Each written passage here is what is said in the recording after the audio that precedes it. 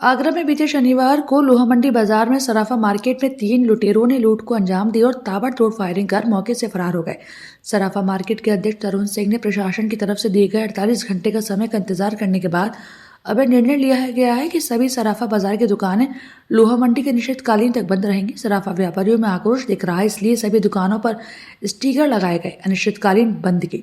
सराफा market के अध्यक्ष तरुण सिंह का कहना है कि प्रशासन की ओर से अब तक कोई भी बड़ा अधिकारी मौके पर उनसे मिलने नहीं आया और न ही घायलों से मुलाकात करने आया। व्यापारियों में डर बना हुआ है कि यदि आगे ऐसे कोई घटना होती है तो प्रशासन के बड़े अधिकारियों का कोई पता नहीं है। अब तक व्यापारियों से कोई मुलाकात करने नहीं आया बड़े अधिकारी प्रशासन का। द नेशन न्यूज के लिए आगरा से अमित लालवानी की रिपोर्ट। मतलब स्वर्णकार व्यवसायियों का हितैषी हूँ और चाहे वो XYZ कास्ट कोई भी हो, मैं मतलब सराफा व्यवसायी सोनार व्यवसायियों का हितैषी हूँ और उन्हीं के लिए संघर्ष करता हूँ। आज सराफा बाजार ने पूरी तरीके से आगरा बंदी करी है, ये लोहा मंडी बाजार बलदेवगंज ही बंद है। मैं अभी तो शुरुआत यहीं से, क्योंकि जो कांड हुआ है वो इसी क्षेत्र में हुआ है, जबकि भारतीय जनता पार्टी व्यापारियों की पार्टी है। हम लोग सब उसके खुले समर्थक हैं। उसके बाद हृदय की वेदना है कि हम लोगों के साथ ऐसा नहीं होना चाहिए।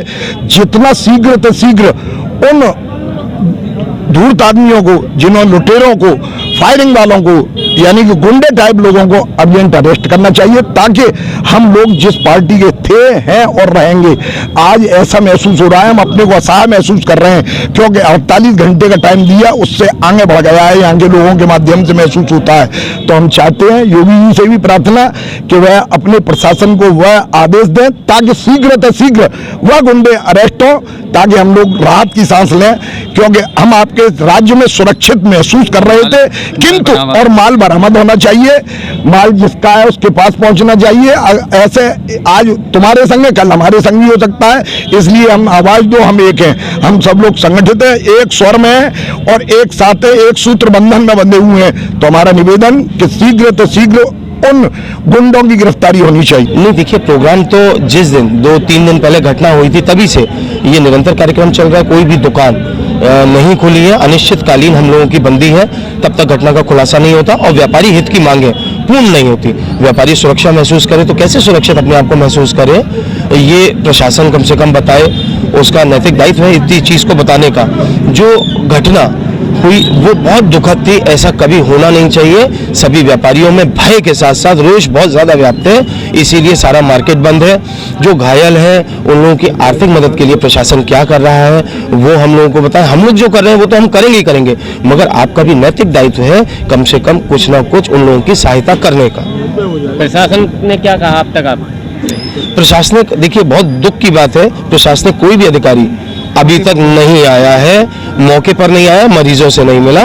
पुलिस हमेशा यहाँ पर है और व्यापारी उन लोगों को CCTV फुटेज निकालने में कैसी भी मदद है, कोई भी क्लू है, कहाँ से आया, सभी व्यापारी उनका मदद कर रहे हैं। तो पुलिस अपना काम मुस्तैदी से कर रही है, मगर प्रशासन का क्या है? प्रशासनिक कोई भी क्या नैतिक उनकी जिम्मेदारी नहीं है इतनी बड़ी घटना के बाद घटना क्षेत्र में आने की, मगर अभी तक कोई भी नहीं आया है। उपचार जो चल रहा है मेडिकल कॉलेज के अंदर, आपके जो घायल हुए लोग, उनका कैसा उपचार चल रहा है वहाँ पर? वहाँ बहुत अच्छा चल रहा है। कल मैं स्वयं भी गया था। मैं हमेशा लगातार 3 दिन से सुबह दोपहर शाम में वहाँ पर जाता हूँ, सहायता की भी पूर्ण कोशिश करता हूँ कि ज़्यादा से ज़्यादा उन लोगों को सहायता मिल पाए, क्योंकि उनकी आर्थिक स्थिति बहुत कमज़ोर है।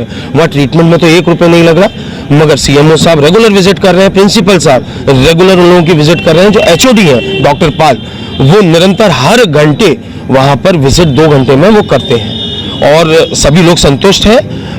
एक मरीज को कुछ चिंताएं थी, मगर वो उस चीज का चिंताओं का निवारण कल उन्होंने काउंसलिंग के थ्रू किया। बहुत अच्छा ट्रीटमेंट वहाँ पर चल रहा है। देश और दुनिया की तमाम छोटी बड़ी खबरों के साथ जुड़े रहने के लिए देखते रहिए द नेशन न्यूज।